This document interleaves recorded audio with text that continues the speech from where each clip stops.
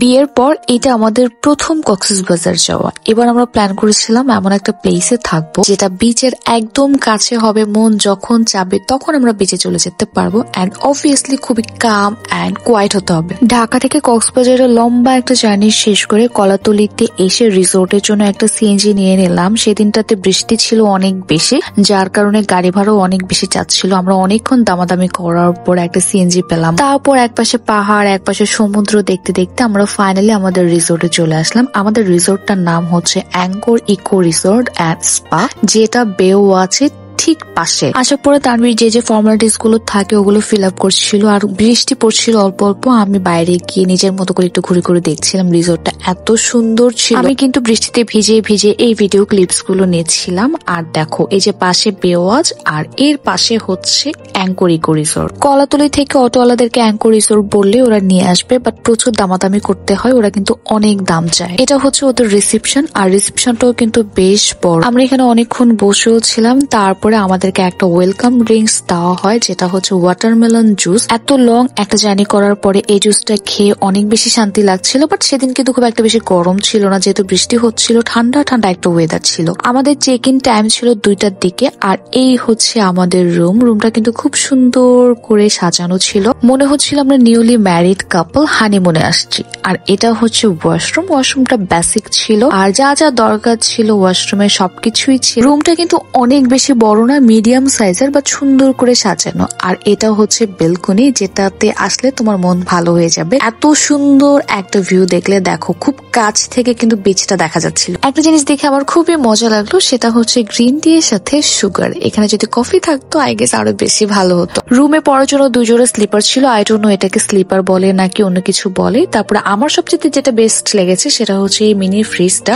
এই ফ্রিজের ভিতরে আবার 2টা মোজো ছিল। তারপর ফ্রেশ হয়ে রেডি হয়ে এখন চলে যাচ্ছি আমরা লাঞ্চ করতে। এবার আমরা প্ল্যান করেছি আমরা খুব মজার ফুড ট্রাই করব। যেহেতু অ্যাঙ্কর ইকো রিসোর্টে নিজস্ব একটা বড় রেস্টুরেন্ট আছে, ওশেন কিচেন, আমরা প্রত্যেকটা দিনই এখানেই খেয়েছি, আমাদেরকে কষ্ট করে আর বাইরেও যাওয়া লাগে। এবার আমরা প্ল্যান করেছিলাম আমরা মোটামুটি সব রকমের খাবারই ট্রাই করব অল্প অল্প করে। আর ওদের খাবার এত বেশি মজা, স্পেশালি লইট্টা ফ্রাইটা। আমি এ পর্যন্ত যতগুলো লইট্টা ফ্রাই খেয়েছি সব থেকে আমি বলবো যে এইটা বেস্ট। এটা হলো চিংড়ি, হ্যাঁ চিংড়ি ভুনা, মুরগি, এটা হলো চিকেন,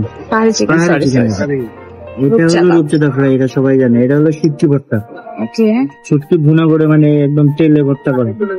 এটা হলো বেগুন ভর্তা, এটা হলো চিংড়ি আর লইট্টা ফ্রাই, এটা লইট্টা ফ্রাই, আলু ভর্তা, এটা ডাল, আর ওটা লেবু, ওটা হলো শসা, এটা লবণ, আর এটা তুমি, এটা আমি।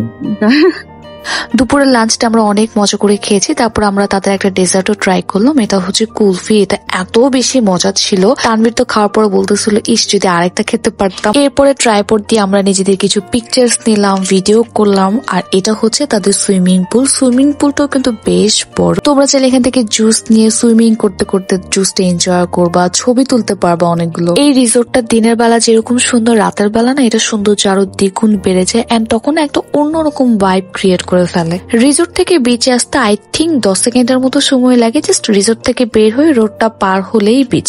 একদম নিরিবিলি একটা প্লেস, কোনো ক্রাউড নাই। তোমরা যদি এরকম কাম এন্ড কোজি একটা প্লেস চাও, আই উড সে তোমরা ইরানের দিকে চলে আসো, এন্ড অ্যাঙ্কর ইকো রিসোর্ট তোমাদের জন্য বেস্ট একটা অপশন হবে। জাস্ট রাতের ভিউটা দেখো এত বেশি সুন্দর। এখন আমরা চলে যাবো সুইমিং পুলে সুইমিং করতে, এন্ড তাদের সুইমিং এর টাইম হচ্ছে সকাল 9টা থেকে রাত 8টা পর্যন্ত। গান শুনতে শুনতে আমরা মজা করতেছিলাম, নাচানাচি করতেছিলাম। প্রায় 1 ঘন্টা পর্যন্ত আমরা সুইমিং পুলে ছিলাম। অনেকক্ষণ সুইমিং করার পরে আবার রেডি হয়ে আসলাম ডিনার করতে। আজকে আমরা করব ক্যান্ডেল নাইট ডিনার। কক্সবাজারে এটা আমাদের প্রথম ক্যান্ডেল নাইট ডিনার, এন্ড আমাদের বাসার বাইরেও এটা আমাদের প্রথম ক্যান্ডেল নাইট ডিনার। বাসায় তো সবসময় ডেট গুলো আমি অ্যারেঞ্জ করি, আজকে আমাদের জন্য কেউ অ্যারেঞ্জমেন্ট করতেছে, এটা ভাবতেই আমার কেমন যেন এক্সাইটমেন্ট কাজ করতেছে। সামনে সমুদ্র আর এত সুন্দর একটা ক্যান্ডেল নাইট ডিনার, আর কি লাগে জীবনে বলো। সেদিন আমরা ডিনারে অনেকগুলো সি ফুড আইটেম অর্ডার করেছিলাম। আমি পার্সোনালি একদমই সি ফুড লাভার না, বাট তাদের খাবারগুলো এত বেশি মজা ছিল, যারা সি ফুড পছন্দ করে না তাদেরও ভালো লাগবে এগুলো। আমরা অ্যাপিটাইজার অর্ডার করেছিলাম ক্র্যাব স্যুপ